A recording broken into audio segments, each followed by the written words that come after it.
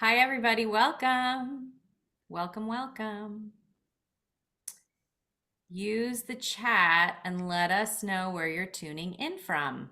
We would love to hear from you. Oh, I love that bit. Renee and I are in Seattle. Diana's in London. Where are you? Austin, Texas. Hello. Wow. I think that's the fun part about Zoom is just you don't have to be anywhere. You can just Exactly. I know, Seattle. it's kind of amazing, isn't it, when you think yeah. about it? Everett, Memphis. Good afternoon. Stephanie. Seattle. Yes. Hansville. Oh, nice. I'd like to be in Hansville right now. All right. Anybody else want to tell us where you are? South of France. Yeah, the Amazing. south of France, fabulous. Okay, that's where I'd Wow. really like to be. Fairbanks. This is Person. amazing. I love it. It's so good. It's so good. We'll let a few more people join us, and then Okay. we will get started. Iron. So fun. Oh my God. I know, it's so good. Seattle. Imagine because of the internet, I was just able to chat to Nigel Slater before I came on. Oh, Ah, well, By the way, I love this. that's lovely because he's talking about how he doesn't like the weather at the minute because we're all out of sorts, because some days it's muggy, some days it's cold. We just don't know what to expect. And he's very like I am. I'm an autumn person. He's an autumn person. yeah. But it doesn't feel like September. It feels like we're just all discombobulated because it's not the right season at all. It's no season. It's weird. Diana, I'm just upset that you couldn't get Nigel to stay on your I Zoom, your know. conversation to join us on this. He's shy He's though. my He's white whale. shy. But what I could have You're invited right. Claudia. I've seen Claudia quite a bit recently. Claudia Roden. She's Oh, so hilarious because she's doing another book, but she has to ask people round for dinner every so often, or she can't do the testing because she just have to get rid of stuff. yeah, So you yeah. need Claudia's, yeah. But everything had been kind of pretty much made in advance when we went round there. And she's like 87 or something now, carrying her Moroccan soup pot out to the garden outside, all of this. I So want to watch that. it was really lovely. And she's got a huge garden, but it's just completely plain and with massive trees. But you go Oh, out there, you think you could be anywhere, not like the outskirts of North London. yeah, yeah. That's so cool. All right, I think we're going to get started. I'm going to do a little intro and then I will let you two take over. So, thank you everyone from joining us from all over the place, Northern Virginia, Cardiff, New York. Thank you so much for being here. We are, of course, here to celebrate the re release of Diana Henry's marvelous, very early book, Crazy Water Pickled Lemons. Which couldn't be more timely now because everyone wants to seem to eat a Mediterranean diet. And so it's the Oh, I perfect know. time for this book to come out again. She is going to be in conversation with Seattle's own Renee Erickson, chef and also cookbook writer, who has her own book coming out on September 24th, Sunlight and Breadcrumbs. The two of them are going to talk about Diana's book. Diana will share stories like she just was at the beginning of our conversation. And they will, of course, also leave time for questions. So if you have questions, please use that little Q&A button that'll be at the bottom of your Zoom screen. Use the chat to talk to each other, use the Q&A to ask questions, and that just helps us keep things organized. That'd be great. If you would like to take advantage of the closed captioning on this, that's activated. Go to the bottom of your screen and you can just push the little button that says show captions and you'll be able to follow along that way as well in case you need to not use sound or that's just helpful for you. You can support the talk by, of course, purchasing the book from Book Larder. I will drop a little link in the chat. Diana was kind enough to send us book plates. I don't have one of the book plate signed copies with me, but you'll actually get a signed copy when you order from us. And I will also put a link to Renee's new book in there too, so you can pre-order that if that's of interest. And those copies will, of course, also be signed. And then finally, we are recording the talk, so it will be on Book Larder's YouTube channel afterwards. And that'll be up there within about the next 48 hours. There are, I think, close to 200 author talks on the YouTube channel now, including the Wow. conversation we did last year with Diana for Roast Figs and Sugar Snow. All right, so I'm going to pop off now and let the two of you take over. Thank Welcome, you. Renee And and hi, Diana. everybody. Hello. This is so fun. I do sort of feel like I'm just hanging out with you, Diana, which is my favorite. Oh, that's good. I'm really glad to hear that you're coming in December. I didn't think you were Yeah, coming back in spring. So I that's, am. I love it there in December. I Um, think it works well in December, London, actually, because it's got that real foggy, frosty kind of thing going on. And that and is, yeah, it's very festive. it is. It's magical there. Well, this book is it's so nostalgic to me. And I think having now that I know you and kind of thinking back whatever it is, what, 30 years back? Is that right? No, 20 years ago. 20, yeah, 20, Yeah, it was 20 years. 22, I think. I was 30 when this book came out, and I was barely cooking. I had Boat Street, my first restaurant, and I found your book on a shelf in a bookstore and was immediately like, who is this magical woman? And I think I'm like such a massive fan, as you know, I always have been. And I think I'm so kind of, I feel like a little kid sometimes when I get to hang out with you or like meet you in London and have a meal and talk. And I'm just sort of like always stunned. But And in my life, I had your book and I was taking it to meetings and saying, look at look at these photographs, look at this beautiful design. So I think there were probably a little web of people who kind of yeah. knew things but didn't know each other. Totally. But I think so this book is from 2002, which is incredible. And then of course updated in some fashion, which I'd love to hear about later. But I'm really just fascinated and curious. You kind of had a little blurb in the beginning about what your life was like when you started to write this. And I'm just like, take us back to what 2002 was like when you were in London in your career, how you like thought about this first book coming out. I'm just curious to see like what. I moved to London because I did a postgraduate in journalism, and then I joined the BBC, and that's what I intended to do. I thought I'd keep doing that. I mean, I loved television. By the time I stopped it when I had my first child, when I had Ted. I just couldn't do it. It wasn't necessarily the hours. It was the fact that you were just never at home. And Yeah. anything you tried to do at the weekend, you ended up doing work. Um, and this was it was a real shock to me actually, because I went in on a Monday morning after kind of having my whole TV career kind of like in place. And Ted was 8 months old and I resigned and that was it. And it was there's a bit of I'm sure other mothers will feel this. There's a bit of sort of grief after that for your old life. You didn't want to do it anymore because the love for your child was just too big. I mean, I was going to be ill if I'd kept on trying to leave Ted every day. Um, but I hadn't expected to do that. So you have to kind of think, what am I going to do now?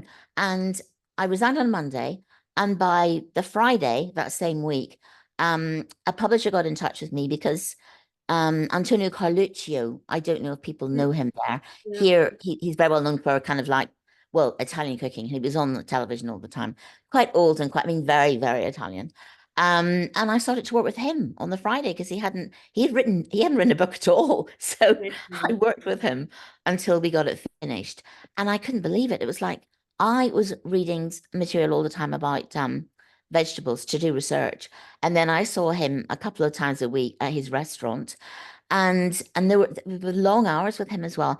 And I just thought somebody's paying me to do this. I just thought I had completely landed on my feet. Actually, they weren't paying me that much money to do it, but it was just like this. I'd like to do this every day. This is like the stuff that I'd like to do, even if nobody was paying me. So that was that kind of sorted out.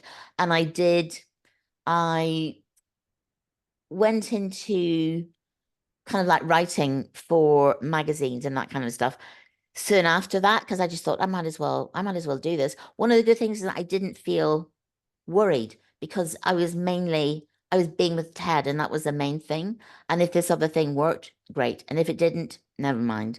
And I think it was quite good that I didn't have massive ambition at the beginning because nothing seemed to go. I just went along with it and things didn't go badly. They went quite well. And I got it wasn't after that book, it was after another one, but I got offered where I still am, I got offered a column at the Telegraph and quite out of the blue. I mean, it was just like, really? And then I thought to myself, no, but I want to go to the Observer. I want Nigel's job. And then I thought, Nigel's never going to give that up. And actually, yeah, even now he's not going to give that up. So Nigel job wasn't going to come along. So I just worked for the Telegraph, and I'm there like, yeah, 20 years later as well. Incredible. And so this book, well, two things.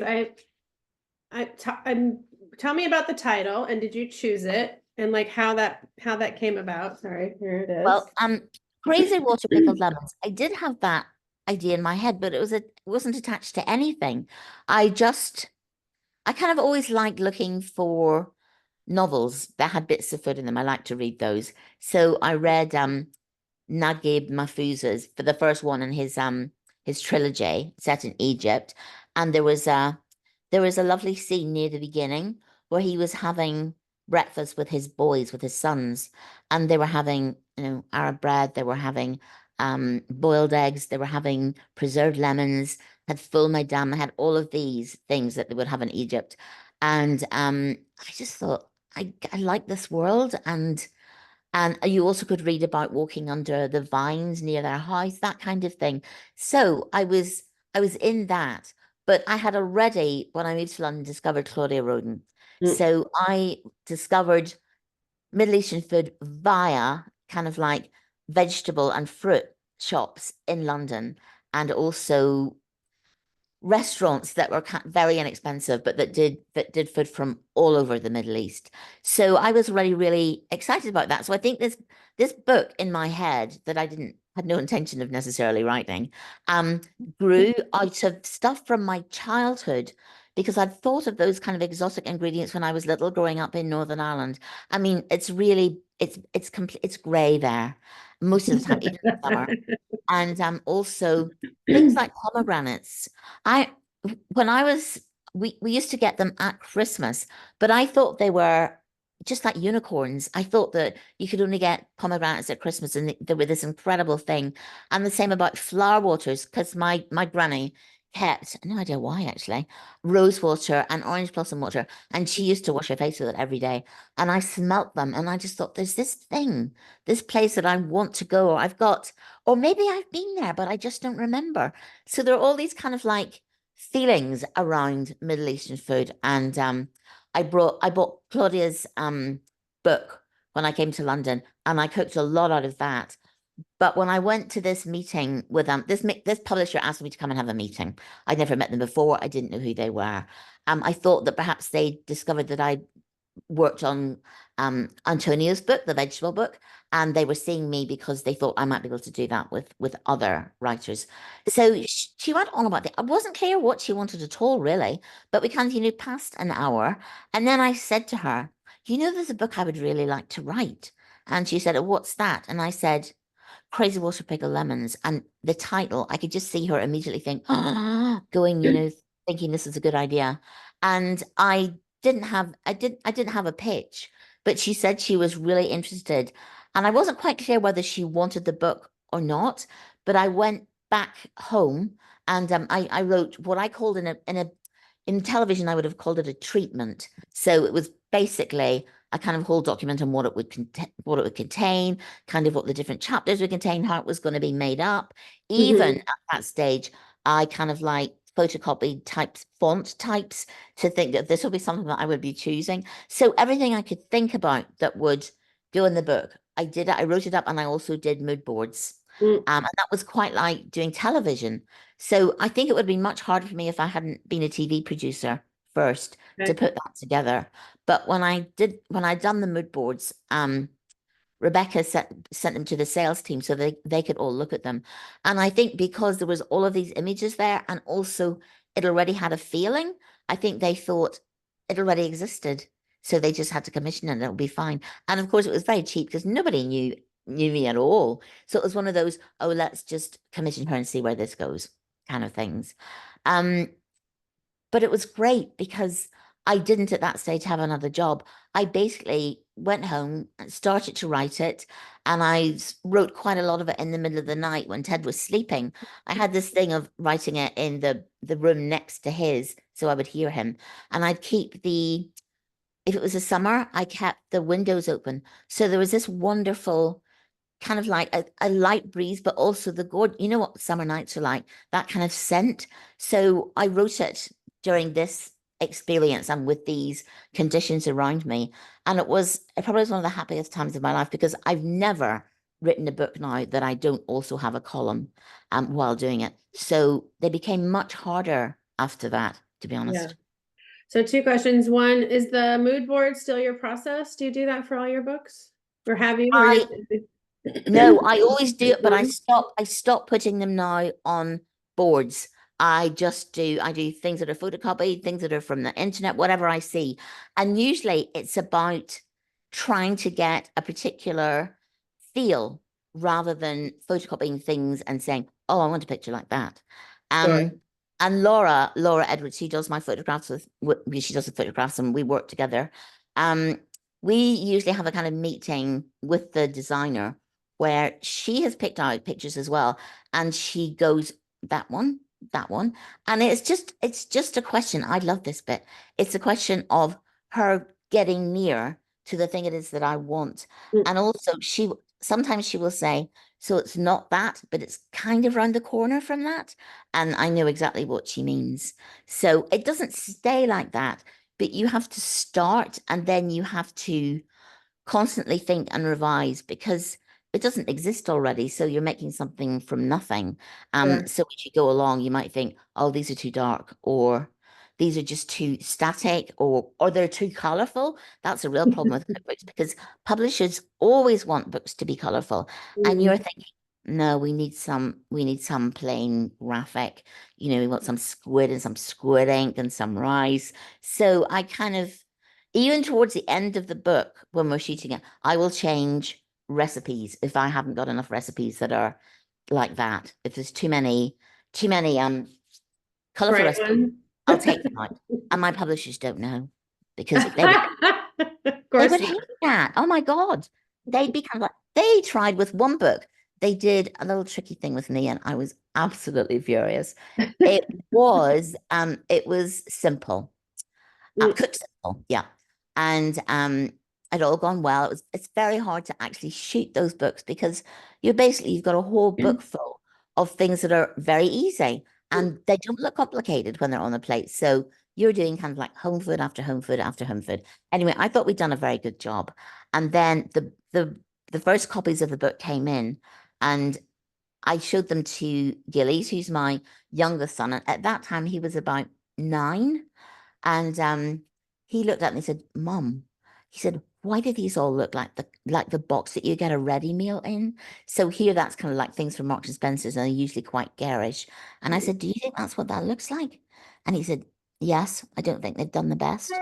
And I went in and I mean, the only time I've actually been badly behaved with my publishers. And I just said, we can't have this. Because what they had done, I discovered, although nobody would take responsibility for it, they had turned the blacks down and they turned the reds up. And well, that's a kind of like, well, you probably know about that. That's a yeah. decision taken late on in the process, which nobody showed me. Yeah. And they had to, well, I didn't insist on anything being pulped. I thought that was extreme, but I said, these all have to change for the new print run because this is just, I can't live with this. Yeah. It's so personal, right? It's like Oh my God, I did say to them, do you know how many people have busted gut for this? You know, the designer who like works way longer than she should do on my kind of on my books.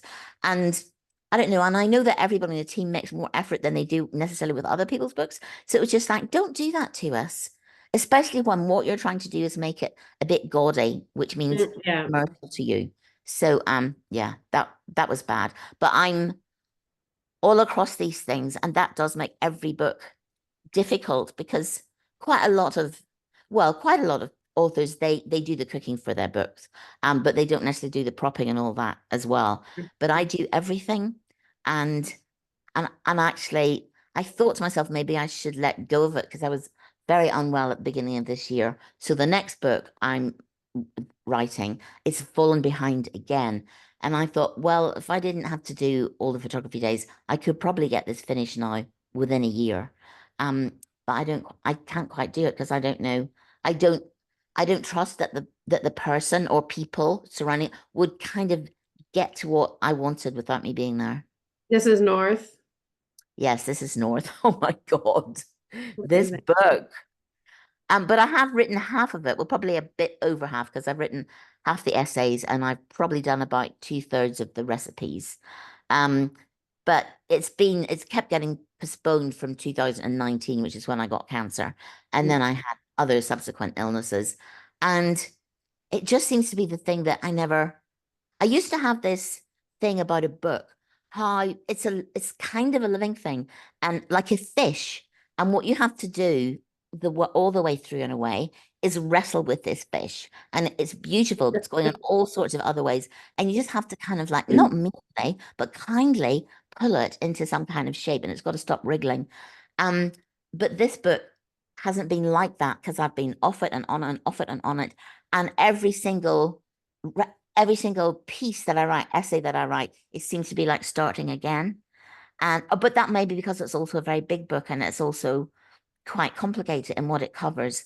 I don't know, but this has not been a breeze. It absolutely hasn't. But it was funny looking at Crazy Water Pickle Lemons when they wanted to do a new edition. And of course I had to read it and it was just like, how could I do this? This is so much easier than what I'm doing now. I mean, I sound kind of sure I have a voice. Mm. Um, but in North, maybe because it's so big, the voice changes slightly throughout the book. So I don't know. It's very interesting writing a book that's longer than you've ever written before. And that Sure. is quite so pegged all the time to big runs of recipes. There are lots of recipes in it, but there's also kind of like longer bits of writing. But it'll get done. I love it. In this book, you talk about the recipes having to have some sort of magic. Yeah. What is that? Like define magic to you and then like maybe give me your favorite examples of that in the book. Well, in that book, the dishes that I'd been kind of like thinking about for a long time before I was in the position to pitch the book, were things like anything. It's hilarious when you think of this now. Dishes that had pomegranate seeds. I mean, I love this. now we are pomegratuitous is what I think we now are. There are lots of places where they have no business being, but anyway, at that stage, that was a very kind of magical ingredient to me. So were flower waters. So were pistachios. So there was a lot of Middle Eastern food, but there was also quite a lot of Catalan food because that's one of the places I first went where the food really did shock me in a good way. The first time I went there, it was Barcelona, and then I, traveled around the area near that. But arroz negro, oh my God, that you get rice that's actually black with either squid or scallops on top, and you get the contrast of the roe, that pink against the black, and then you have this big kind of like golden blob of alioli. It was just, I couldn't believe it. But so there was that kind of dish as well, because they made alioli with quinces actually, or apple puree. And so it's just there's a there's actually a country where they do that. Just seemed amazing to me. And then the other things that happened was when Claudia's boiled orange cake is in that book. And it was there had to be dishes that kind of like you made them and you thought, this is never gonna work. Right. And you didn't understand how they might work, but they did. And so they were kind of magical as well. And thirdly, there was things that had incredible titles, like there was Pearl Diver's Rice. So things like that. It wasn't always a happy story when you find out why something was called it, because with Pearl Divers Rice, it was they used to send like children and teenagers down to get pearls from oysters, and if you had carbohydrates, because this is quite a sweet dish, they thought that you could stay underwater for longer. So I mean, that's not kind, but it is a kind of like it's a very interesting dish, and it's more sweet than we would normally have it. So I just wanted to explore all this. I came up with things that everybody knows about now. It's so boring. It's like labna. Nobody knew what labna was. Nobody that I'd seen was making zug, this thing called zug, which I found out about that in a London restaurant. So it was all of those things. I was very much like a kind of like magpie. And I used to get so excited about going to, it didn't have to be just for that book, but went to kind of like a Nigerian restaurant and sat on the floor and everything. I basically after Oxford and I came to London, I got to London and it was like I got to the rest of the world. It was all here.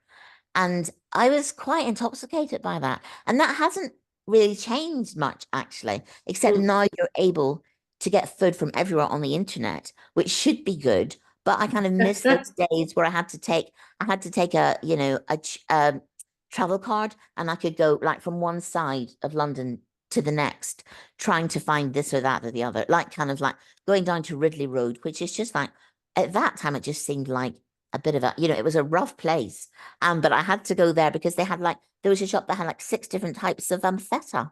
So, you know, you just had to do these things. And I just drank London up, to be honest with you. I thought it was great. That's fantastic. I want a Diana Henry ingredient tour of London. Oh, I know, because when people, I think when people come over, they want to go to places that are special or very good or have a Michelin star.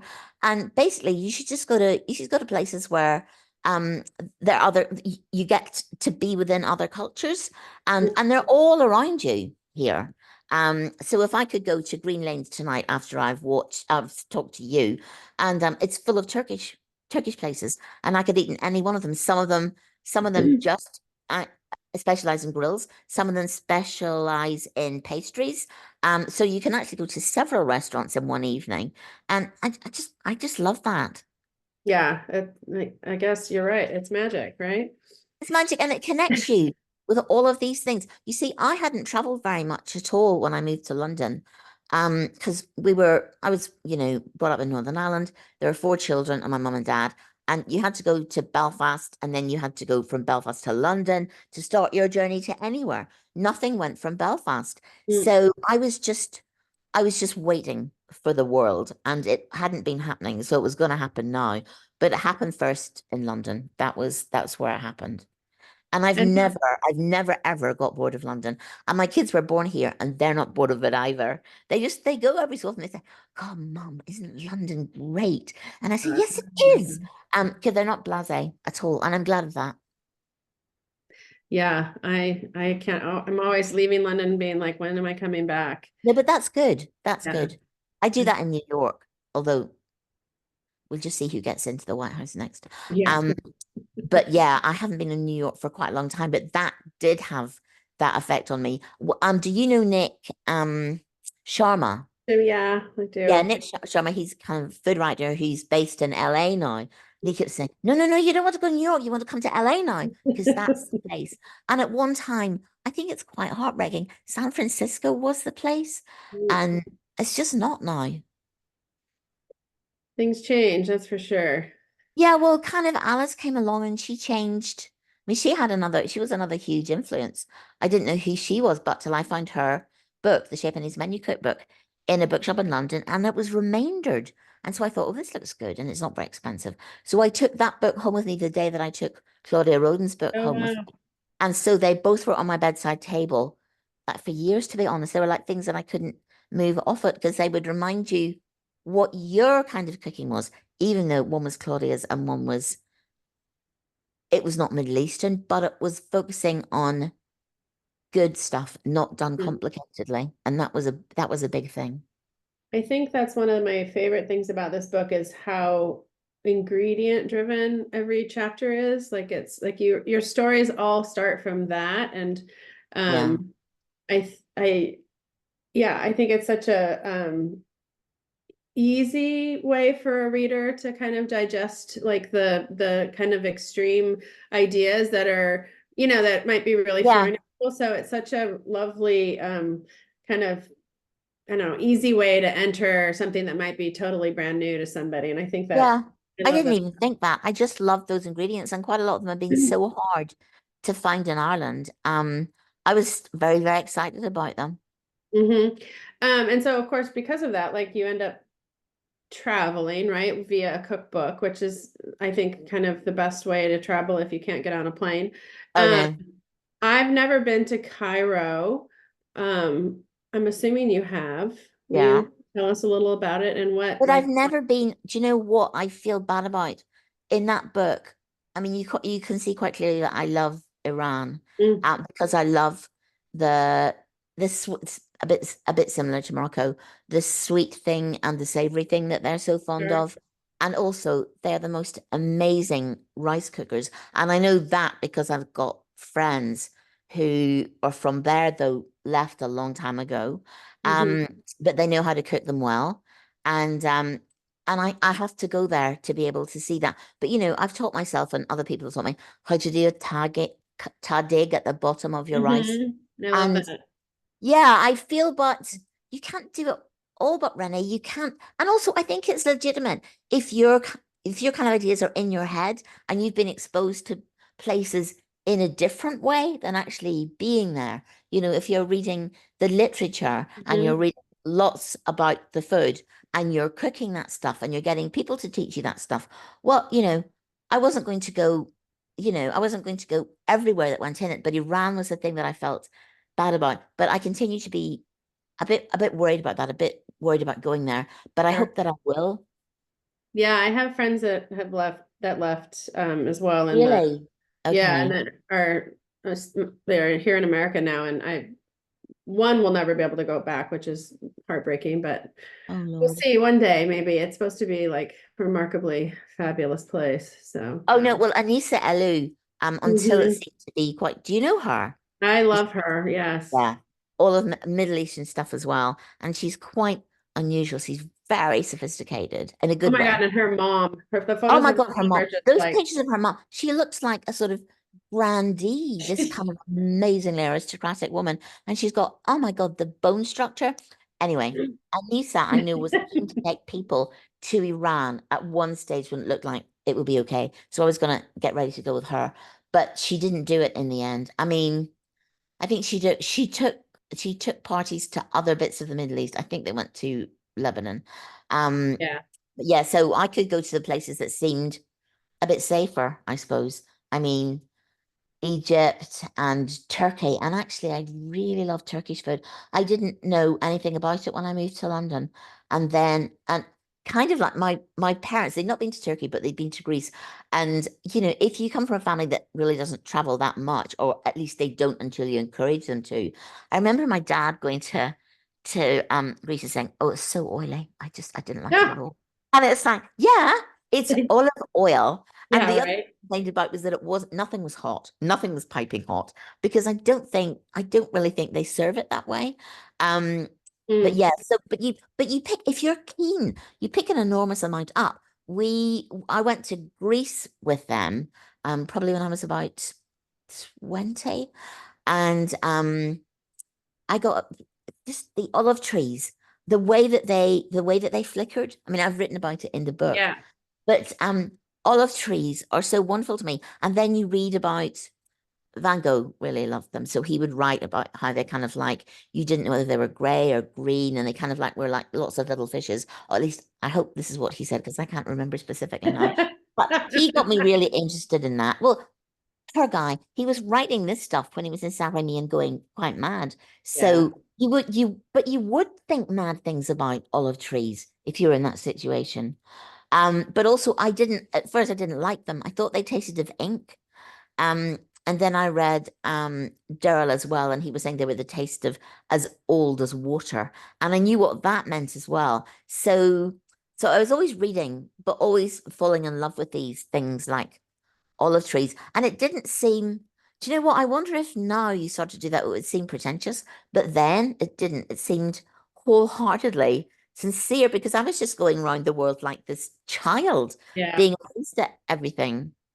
Well, I think that's the part of your book that I don't know that when I picked it up 20 years ago, I don't think that was the part that I focused on, but mostly because I was obsessed with just trying to like figure out how to cook because I didn't Right. really know what I was doing.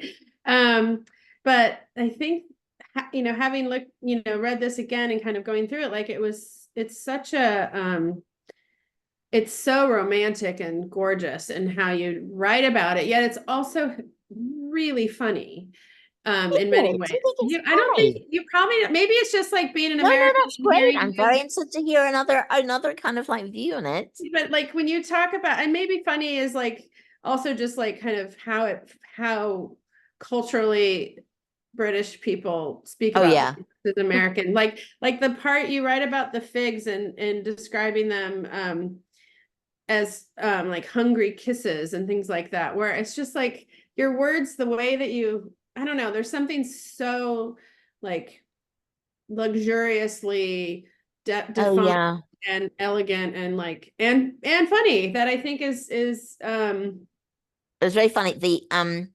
I was interviewed by the New Yorker, by one of their writers that they have based in Paris, and when she wrote, you don't know what on earth they're going to write when they've been there. You're a bit nervous, actually. yeah. Certainly, the cartoon was awful. Anyway, she said, and other people have said this, there is such a sense of longing in it, and that she picked that Yeah. up when she was with me that night when she was talking to me, and I think I am like that. I think I kind of like think there's always, well, because I've had very bad times, but I've also got this kind of sense of adventure, and it's like, oh yes, let's do that, you know, that kind of thing. I mean, North, that I'm working on now, I went around all the Nordic countries for that, plus Germany, lots of places. Had to get to, you know, the Northern Lights, all of that stuff, and love the snow. So I'm always about what can we, what can I grasp? What's really lovely to know about? What's interesting? So I'm always interested in cooking, but I'm always interested in all the stuff that's going on around the cooking. Yeah, it feels like you're like the way you tell stories in the book and all your books really, but this one feels um obviously from a perspective of someone younger and kind of like learning things for the first time, which is such a incredibly nostalgic and also important part of being young, I think. And like being able to read that through your book, like That's is what that is what is funny to me about that book. I am so young. I sound so young and I sound so earnest. I mean, I would never write that thing about figs now. I'd be Oh mortified. no, I don't think so. I don't why think I not? would. I just think it was particularly youthful. You know, it's about sex, Yeah. basically. And now when I think about, because there's quinces in that book as well. No, there's Mhm. quinces in roast figs. Or are there quinces in there There's too? Princess in here too. Yeah, there's that great All photo right. of just the And core. so, and you know, I've talked about it as being this kind of like, you know, this big kind of mama of a fruit. She's curvy and all the rest of it. And kind of like, I'm not the fig anymore. I'm the quince. And that is what the journey is, really, for a Yeah. woman, I I mean, think. you can still write that way though, right? Like it's pretty Yeah, wonderful. I think that I would not write anything about kind of like those kind of those kisses that are so strong they bruise you. I'm not sure I would write about that because it's a long time since I Well, had I'm one. glad you did. I'm very happy about that. I think it's yeah, I mean having the like having all of your cookbooks and being obsessed with them all, like I think having going back to this one and reading it from um a perspective of when I remember getting it the first time is such a it makes me feel so happy to be a part of this world with you. So um And you thank kind you. of you change as you get older. You become a different writer. And then I started working for a newspaper, and that wasn't always about food. It sometimes was about other things. So that's one of the things that's quite difficult, I think, as you write more and more. You you know how you wrote in the beginning, then you know what you had to develop when you started to write for a newspaper. Then I write for other magazines that have got very particular um kind of, you know, readership. And it's not that you're going to change your voice hugely, but you sort of know who you're talking to. So I'm not sure what the word would be, but you kind of like go through a kind of like ebb and flow of how you think, oh, this is the right way to do this. Yeah. It's And something that you feel, and sometimes something that you don't feel, and that's when you get panicky. your camera moved down or up a little bit. I can only see half of your face. Oh no, am I There we here go. now? Now Okay, you're out sorry there. about Thank that. Okay. you. You're back. I didn't want to interrupt you, but um incredible. It's a beautiful book. I can't believe it's been 20 I years, think which is I think I'm really, really lucky that they wanted to redo it and Mhm. that they did it so well and that they put money behind it and everything. And you know, how many people get to do that? and the recipes that anybody had written to me about that they kind of thought, where do you put that? There's one where they said, where do you put the orange zest in? This sugared orange zest? Because it's in the ingredients, but it doesn't say anywhere in the method. So I was able to change those things. How wonderful is that? I love that. I know. I Sometimes know that is I just like left so when that I out. finished it. It's not. There are probably still other things, but I just said, okay, that is now a perfect book. Nobody's going to rat me about something not working. Totally. Is that we spoke about this before we're on the call, but can you talk about the cover and the artist and just a little bit how that changed between the two? Well, I really loved the cover of the first book because it was a cupboard that had lots of those kind of exotic ingredients in it, but not in a very arranged way because we shot the book in France, in the south of France, and I just went there and kind of like unpacked into that cupboard with things that I brought with me or had bought in Nice. That was the first cover. Was that cover? That was the first cover, and Your at the camera's time, moving down again, so you gotta. There we go. The other way. Oh, this way. No. Oh, I know. There we Here? go. Well, that's Up or better. down? If you could give me like go like down a little bit more. I get more of your wall above you then. Am I done now? There we go. Perfect. I That's just the. I think I just keep fussing around with what I'm saying. Okay. Okay, I'll just try and stay still now. But I had to really fight a battle about that cover because at that time everybody just wanted a dish, and people said, "Well, it's called Crazy Water Pickled Lemons," and then you want to put a cupboard on the front. People will think it's a kind of like they'll think it's a novel, and of course that thrilled me. It was like, oh, even better. So they allowed me eventually. I just think they thought it was a bit risky, but it was fine. And it kind of it freed up people to be able to do, covers that weren't just another dish. And that was but I kind of like, but I thought about covers ever since. Yeah. Covers a whole nother Zoom about that. Well, and then what I just knew that we had to find I knew that we had to find something else, kind of a whole different way of approaching it. And the designer that I have now, he's new to me. I was with Miranda, my designer, from the first book until the one that was written in 2019. And then she decided she was going to paint full time. So that's what she now does. That's actually why she was such a great person to put books together with.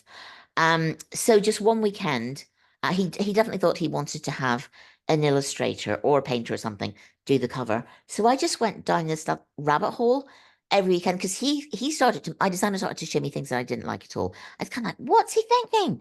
And I knew that we didn't have very much time to sort it out. So I just spent this whole weekend and it was luck because I stumbled across lots of people that I was then able to show to Matt.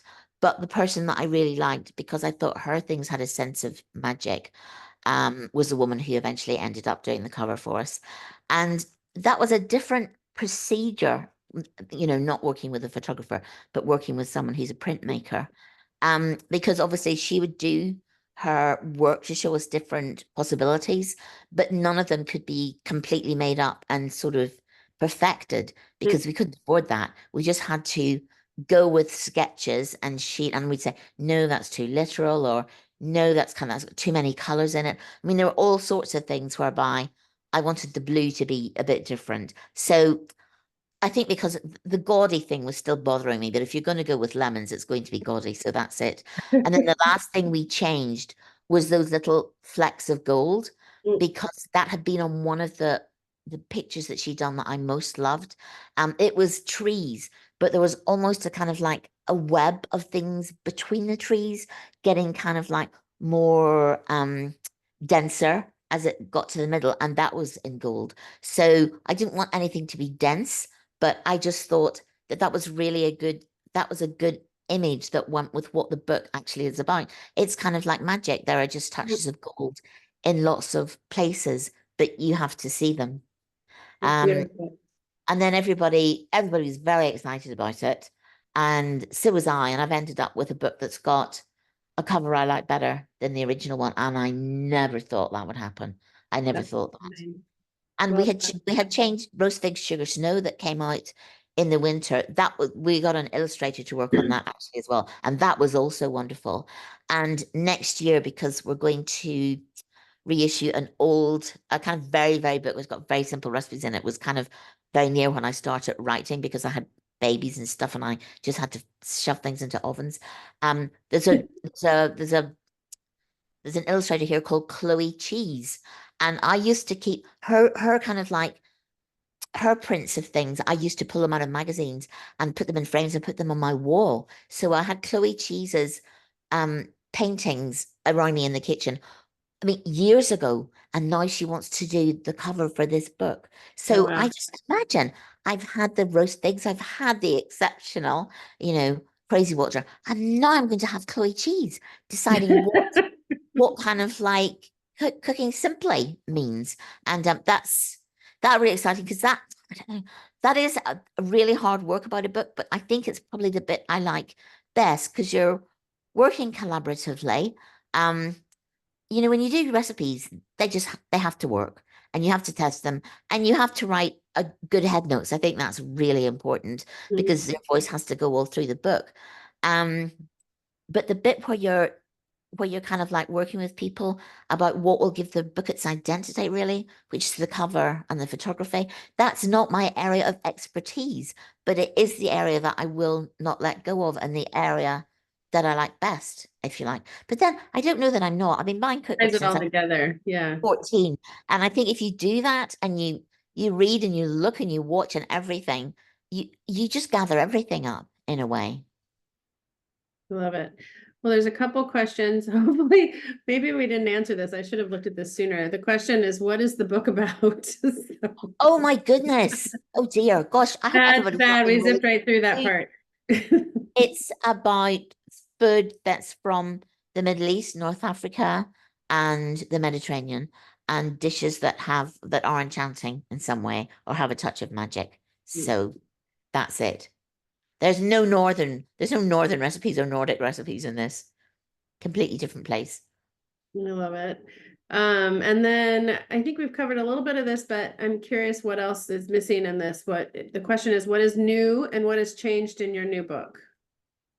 Oh, God, there's only kind of like a few recipes that people had written to me about, that I checked them out again and then change them so that they include an ingredient I'd left out in the method or something like that, or in the ingredients. And the other thing, I got someone else to test recipes that I'd always been a bit worried about. So there's those ladies' navels, which are deep fried with a little hole in the middle, Turkish donuts. And I mean, considering I wrote that 20 years ago, I am not scared of deep fat frying now. But I was then, and I was kind of, did you get that right for the people who kind of like know how to do this properly? So I did it again, and Lucy, who's my editor, but she also does testing for me. She did them as well. I mean, she does them. She sends me little pictures to show that she's actually doing them, and I can see how good they are. So those kind of things, it was great to be able to fix those. And anywhere, I think at that time I was sloshing an awful lot of olive oil around the place. And olive oil is good for you, but I kind of thought, oh, it's kind of what, 7 tablespoons? So I think I also reduced that a little bit. I mean, Yotam does it all the time as well. I read it and he doesn't even put them in tablespoons. He's got 250 mils of olive oil to deep fry. And I'm thinking, oh my God, that's going to kill me. So I changed those things. I think that's one of the things that has changed is that people are a bit more concerned about health now than they probably were 20 years ago. I also think that I was a bit concerned because a lot of the things like pomegranate molasses, I mean, every supermarket here now does their own version of that. So they're not difficult to get hold of. And I wondered if that would kind of like make the book not as magical as it had been when it first came out. But there's really nothing I could do about that. The book is as it is and was. And you just hope that people will pick up kind of a sense of gorgeousness and magic from the things that are in there, even now they're more well known. Sure. I like that. And then also the cover, obviously. Did you write redo the introduction too? Just some I edits. didn't, and I'll tell you why I didn't, because I did do it for roast pigs. Because I was in the ICU. I think you call it the ITU in America. Anyway, intensive care. When that book had to go off for its kind of like, I mean, it just had to go to them to be published. And I can remember them coming in and saying to me, look, do you want to see this? And you know, my publisher's gone, you're not looking at anything. You're not looking at anything. I mean, you're really, really ill, which I was. But it was quite hard to let go of it. But then I just thought, oh God, you know, I can't, this is just not a good idea to exert yourself for this kind of thing. The book stands and it's going to have to stand as it was. Nice. And that's what happened. I love it. There's a question here. Is there a part of the world whose food is new to you and you are eager to explore? Yes. I would really like to go to Korea and I'd really like to go to Japan. They're all Eastern places, actually, really. Do you have any, are you going to try to travel? Well, next summer, I'm kind of hoping that I'll get to Japan. I mean, it's a big deal. And I think my sons are going to come with me. So it will be a real adventure trip. But I went to Vietnam with them, which is one of the first places I went to in that, you know, neck of the woods. And they loved it. And I love the food. But yeah, I think Japan or Korea. I just think Korea here at the minute is just so big. More and more people are doing it. Honestly, if you have to gochujang, I wish people would forget about it because you can't put it in everything. But that is one of the kind of downsides of what happens when things become discovered and Sure. exciting. And then, you know, I am amazed that tahini goes on the way that it's been doing. Tahini is such a stare. Unbelievable. Because what did I read the other day? One that had tahini and what was it? It might even been gochujang. And I'm thinking, what? And I'm really kind of like, I like thinking up new ideas, but also I'm very kind of old-fashioned in that I don't like massive crossovers.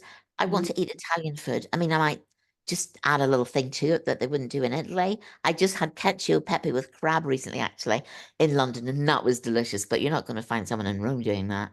But I kind of like a certain amount of mixing up, but I don't like lots of it. It's just there are a lot of dishes already in all those countries. Yeah. I mean, I could just eat from France and Italy and, you know, Morocco for the rest of my life and be very happy. And I wouldn't even have to be creative, actually. I would just use recipes that already exist. Yeah. I love That's that. it's difficult because you want people to be enthusiastic and that you don't want them to be getting onto the kind of like it's kind of like the Prada handbag bandwagon of looking at ingredients. Oh, you know, now it's pomegranate molasses, then everybody will get bored of it. I mean, when I came to London, when I did, it was sun-dried tomatoes. Sun-dried tomatoes was the thing, and they were everywhere. I mean, I remember the first time I had sun-dried tomatoes and mozzarella. Well, now you wouldn't even get mozzarella. It would have to be, you know, what's its name? Burrata. So it's this kind of like, and it's very big in London, this kind of fashion thing bothers me, but at the same time, it's kind of let it go. Because that's just the way people are, especially in cities, I think. Sure. Yeah, it was what was it like? Balsamic vinegar too, and which I still love actually. But I still love as well. But you see, people think that's enough now. And I also use white balsamic, which I think is great Totally. because it's just a little sweetness and a little sourness. And that is fantastic. That's just fantastic for seasoning things. And but I know that somebody's going to read, why is she putting balsamic in that at all? Seriously. But there are things that I wish other people would let go of apart from tahini. I'd say I think miso is so misused. Oh my God. I mean, it was nice when somebody did the first banana cake with tahini or with miso in it. You got that kind of salty sweet thing, but enough already, I think. And then I wonder, am I being unfair? I don't want to be unfair to particular countries, cultures. I mean, I like the keeping them in their lanes a little bit. Tahini and gochujang seems a little over beyond what should be done. Maybe. Well, my son's girlfriend, who came to stay with us most of the summer, one of the best meals she cooked actually was prawns with spaghetti and gochujang and cream. It was absolutely delicious. And I was And like, cream, is that what you said? cream, yes. Can you believe that? Anyway, Orla did that. And I said, Orla, I had to take all my words back. It's like, that is amazing. I have got to have that Just again. all I'm missing was tahini. She did no tahini there. She did that, and another friend who came, she did penny alla vodka, which is kind of like, oh, it's so boring, penny alla vodka. But the way that she did it, oh my God, it was delicious. So I was going to write a piece actually about all of the kind of things that were cooked in my kitchen by students over the summer, because there were so many interesting things going on, and I had to go away and leave them to it. And people were quite messy. But the thing that did strike me is that they were not bothered about mixing cultures when it came to food. There's one more question is what is your forbidden favorite bad food? If you have that. A fad food. Yeah, I might Something consider it to be not bad, but yeah, I don't know. Do you have a I think that I eat burrata more often than I should. I really love it. yeah, it's delicious. It is delicious. I have one personal question. When you were telling that story about writing this book in your Yeah. the bedroom next to your son's bedroom, Yeah. made me think that somebody should be making a film about you. Is that gonna happen? Because I I don't would. think so. I'm not very famous. In fact, I'm not actually famous at all. So Here. would So be it's such a like they'd be beautiful more film. likely to do one about Nigella or even Nigel, except that would be quite a quiet film. But he is quiet. He's very shy. When believe this. when he came to my house for the first time, he arrived and he was wearing a grey hoodie, and it looked so soft, and I couldn't give him a hug. And it was cashmere. It's like Nigel Slater was in my house and he felt like a field mouse. It was just like it was just delightful. And then things went on in that vein. Although my children made me do the biggest, I think I cleaned for 3 weeks before Nigel came, because they said Nigel Slater is going to come and have coffee cake with you. And I said, yes. And I said, well, he will get PTSD if you don't change this kitchen before he comes. And he probably would have done, actually, because the most muted Did you part is actually remove half of everything? I just had to do. I mean, if you looked at this now, you think it's really messy, but it's kind of what I consider to be quite normal. But the other thing I should have thought about was the garden as well as the kitchen, because I've got these massive windows at the back. You sort of slide them across, but they're floor to ceiling.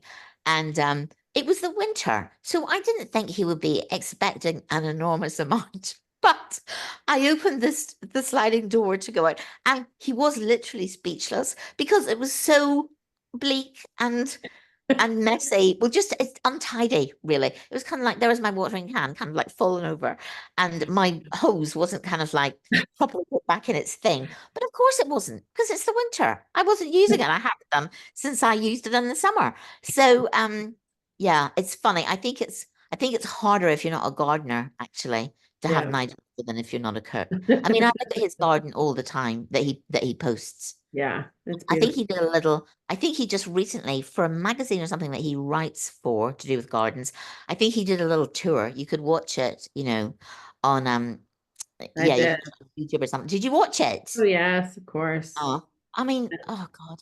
He's such an appreciator of beauty. Yeah. And I don't want that to sound in any way precious. But he does. Every single thing is important to him. I mean, that he loves Japan and he loves Japanese ceramics. Yeah. And he said to me before that that's the only country he could actually live in, and he thinks he could live there because I suppose things are formal, nobody kind of crosses your boundaries, and there are just set rules about things. And then the design is just fabulous. Everything is just Yeah. as it should be. There's nothing baroque. I love it. This has been amazing. Hello. Thank you so much. Hello. Yes, I'm back. Okay. You keep shrinking. You must I be know. like in a really I'm not. soft I'm chair, not. That Diana. hasn't happened again. Is it on your lap? I love this so much. You know what? The reason I have to sit here on my sofa is because it keeps kind of like the Wi-Fi keeps cutting out if I sit at the Oh, yeah. table. So this was It's in your a lap. practical It's decision. cozy. I love it. Very cozy. I know it's been kind of like this the whole time. Like, Oh, have I been just looking up at the top? Yes. I probably look like one of those little old women you see driving cars. They're too old to drive cars. like you're They're peeking actually through the hole looking in the through steering wheel between the steering dash wheel. and- Absolutely. Yeah.